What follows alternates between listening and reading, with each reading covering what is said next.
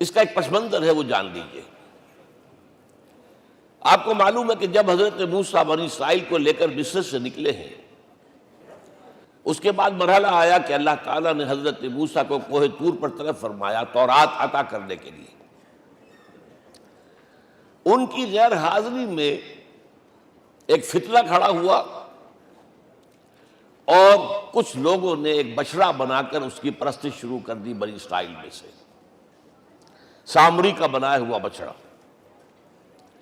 جب حضرت موسیٰ واپس آئے انہوں نے یہ دیکھا تو بہت غضبناک ہوئے، اور پھر اللہ تعالیٰ کے حکم سے فیصلہ ہوا کہ 12 قبیلوں میں سے جن لوگوں نے بھی یہ شرک کیا ہے ان کو انہی قبیلوں کے لوگ خود قتل کریں۔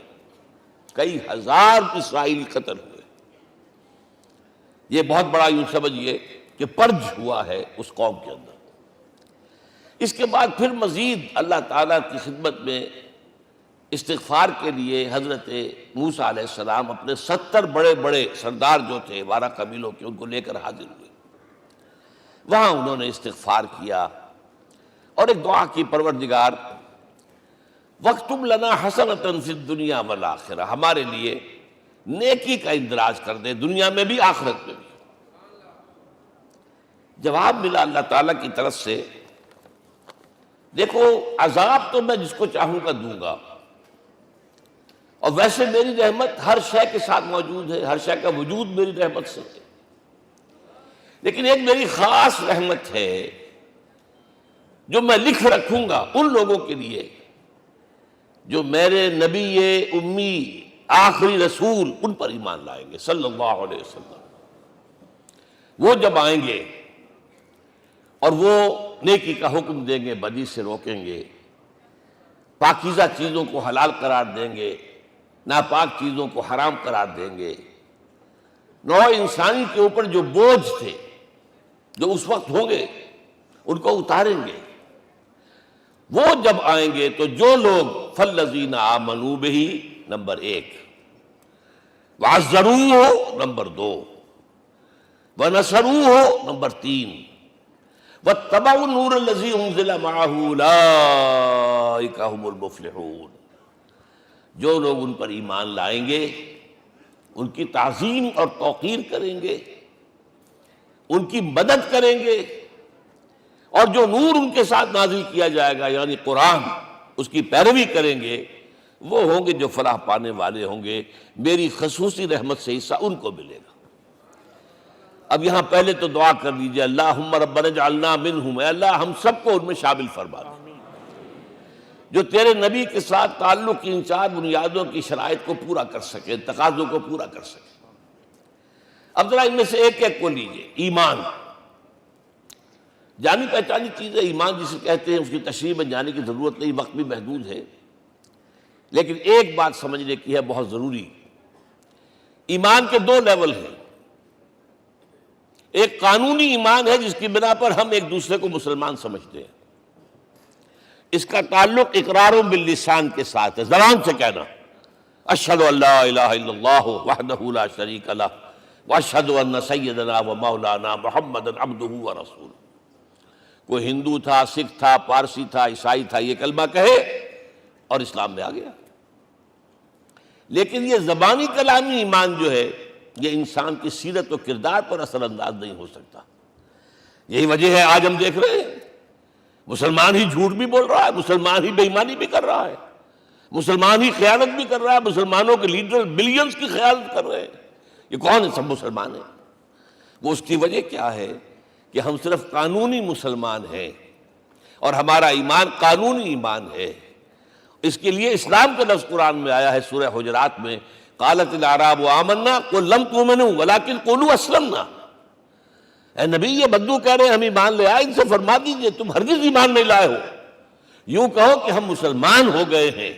ولما يدخل الايمان في قلوبكم، ابھی تک ایمان تمہارے دلوں میں داخل نہیں ہوا۔ بہرحال اللہ کا شکر ہے اس نے ہمیں مسلمانوں میں پیدا کر دیا، ورنہ ہم میں سے کتنے ہوتے اگر کہیں اور پیدا ہو گئے ہوتے تو نعمت اسلام سے بھی ہم بہرہور ہو سکتے، کیا کہہ سکتے۔ اصل ایمان ہے جب وہ دل میں داخل ہو جائے، یقین بن جائے۔ اسی لیے بچپن میں یاد کیا ہوگا ایمان مجمل، آمنت باللہ کما ہوا باسمائہ و صفاتہ وقبلت جمیع احکامہ اقرار باللسان و تصدیق بالقلب. جب تصدیق بالقلب ہوگی تو اب اس کے تقاضے جو ہیں عملی پیدا ہوں گے. ان تقاضوں میں سے ایک میں 2 حدیثوں کے حوالے سے آپ کے سامنے رکھ رہا ہوں. پہلی حدیث حضرت عبداللہ بن عمرو بن العاص رضی اللہ تعالیٰ عنہما سے مروی ہے. لا یؤمن احدکم حتی یکون ہواہ تبعا لما جئت بہ. دیکھو تم میں سے کوئی شخص مومن نہیں ہو سکتا جب تک کہ اس کی خواہش نفس تابع نہ ہو جائے اس شریعت کے، اس قانون کے، اس ہدایت کے جو میں لے کر آیا ہوں. اگر عملاً تابع نہیں ہوئے تو حقیقتاً مومن نہیں ہو. دل میں جھانکو. Do I really believe that Muhammad is the prophet of Allah? Do I really believe that Quran is the word of God? کبھی جھانکیے گا اندر، جواب ملے گا صحیح آپ کو. کیا کنوکشن ہے؟ کنوکشن ہو اور پھر حضور کی پیروی نہ ہو، حضور کے احکام کی پابندی نہ ہو، اللہ کے قوانین کی پابندی نہ ہو، کیسے ممکن ہے؟ حضور تو فرماتے ہیں صلی اللہ علیہ وسلم ایک ایسی بد اخلاقی اور کج خلقی پر صرف اسے کوئی گناہ کبیرہ بھی نہیں کہیں گے. فرمایا ایک مرتبہ واللہ لا یؤمن واللہ لا یؤمن واللہ لا یؤمن، خدا کی قسم فلاں شخص مومن نہیں ہے، خدا کی قسم فلاں شخص مومن نہیں ہے، خدا کی قسم فلاں شخص مومن نہیں. صحابہ کانپ گئے. کون بدبخت ہے جس کے بارے میں فرمایا جا رہا؟ پوچھا گیا من یا رسول اللہ. جواب سنیے اور اپنے غریبانوں میں جھانکیے. وہ شخص الذی لا یامن جارہ بوائقہ، وہ شخص جس کی شرارتوں کی وجہ سے اس کا پڑوسی چین میں نہیں ہے، امن میں نہیں ہے، وہ مومن نہیں ہے، خدا کی قسم نہیں ہے، خدا کی قسم نہیں ہے. کیسے علیحدہ کر لیں گے اس ایمان کو اعمال سے اور ایمان کو اخلاق سے؟ آگے چلیے. وہ جو حدیث حضرت ابو ہریرہ سے، اور یہ متفق علیہ ہے، صرف بخاری کی نہیں ہے، بخاری جمع مسلم. لا یؤمن احدکم حتی اکون احب الیہ من والدہ وولدہ والناس اجمعین. تم میں سے کوئی شخص مومن نہیں ہو سکتا جب تک کہ میں اسے محبوب تر نہ ہو جاؤں، اپنے باپ سے بھی، اپنے بیٹے سے بھی، اور تمام انسانوں سے. جھانک لیجئے دل میں صورتحال یہ ہے یا نہیں ہے. کیوں محبوب ہو جائیں؟ اس لیے کہ آپ کے ذریعے ہدایت ملی ہے، آپ کے ذریعے ہم اللہ سے جڑے ہیں. اور آپ کو معلوم ہے دنیا میں کوئی شے ہدایت نہیں، نعمت نہیں ہے جب تک کہ نعمت ہدایت نہ ہو. اگر صحت اچھی ہے، ہدایت نہیں ہے تو بدماشیاں کریں گے. کیا کریں گے؟ آپ کو معلوم ہے صحت اچھی جو ہے کدھر جا کے کھپے گی اگر ہدایت نہیں ہے. اگر دولت ہے، ہدایت نہیں، کیا کریں؟ گلچھرے اڑائیں گے، عیاشیاں کریں گے، لوگوں پر اپنی دولت کا روب گانٹیں گے. اولاد ہے، ہدایت نہیں ہے، یہ اولاد سہان روح بھی بن جائے گی کہیں آپ کے لیے. کوئی شے نعمت نہیں ہے جب تک کہ نعمت ہدایت نہ ہو. اور ہدایت ہمیں ملی محمد الرسول اللہ صلی اللہ علیہ وسلم کے ذریعے. تو آپ سے بڑھ کر محبوب کون ہوگا؟ اس کے ضمن میں ایک بڑا پیارا واقعہ آتا ہے. حضرت عمر سے پوچھتے ہیں حضور ایک مرتبہ، عمر تمہیں مجھ سے کتنی محبت ہے؟ اندازہ کیجئے کہ اس قدر اپنائیت کسی سے ہوتی ہے تب یہ سوال ہوتا ہے. عمر تمہیں مجھ سے کتنی محبت ہے؟ عرض کیا حضور مجھے آپ دنیا کے ہر انسان سے زیادہ محبوب ہیں. فرمایا اور اپنی جان سے؟ ذرا سا توقف کیا، دل میں جھانکا. ہاں حضور اب میں یہ بھی کہتا ہوں کہ میری جان سے بھی زیادہ عزیز ہے مجھے. آپ نے فرمایا الان عمر اب پہنچے ہو جو مقام ہے، اب درکار ہے، جو مطلوب ہے. تو محبت اس درجے کی، اطاعت اس درجے کی اگر نہیں ہے تو ایمان نہیں ہے. ہاں قانونی ایمان ہے، اب مسلمان ہے، اللہ کا شکر ہے، بہت بڑا فضل ہے. اب اگلے بات پر آئیے. الضروح، ان کی توقیر، ان کی تعظیم کرے.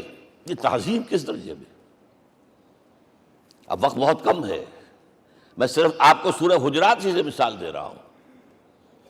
فرمایا گیا یا ایھا الذین آمنوا لا ترفعوا اصواتکم فوق صوت النبی. ولا تجهروا له بالقول كجهر بعضكم لبعض ان تحبط اعمالكم وانتم لا تشعرون۔ اے ایمان والو، کبھی اپنی آواز کو حضور کی آواز سے بلند تر نہ کر دینا۔ کبھی جس طرح بلند آواز سے ایک دوسرے سے بات کرتے ہو ایسے نہ کر بیٹھنا، مبادا تمہارے سارے اعمال حبط ہو جائیں اور تمہیں پتہ بھی نہ چلے۔ تم تو کہو گے میں نے کوئی گناہ کبیرہ تو نہیں کیا، میں نے کوئی ڈاکہ نہیں ڈالا، چوری نہیں کی، کوئی زنا نہیں کیا، کوئی شراب نہیں پی، لیکن یہ سوء ادب، لا ترفعوا اصواتکم فوق صوت النبی ولا تجهروا له بالقول كجهر بعضكم لبعض ان تحبط اعمالكم وانتم لا تشعرون۔ یہاں ایک میں عملی بات بھی آپ کے سامنے رکھ دوں، صحابہ کے بارے میں تو بات سمجھ میں آ گئی کہ اپنی آوازیں پست رکھیں۔ ہم کیسے کریں؟ ہمارا ایک طرز عمل ہونا چاہیے۔ اگر کسی گفتگو میں کوئی شخص کہ حضور نے یہ فرمایا ہے،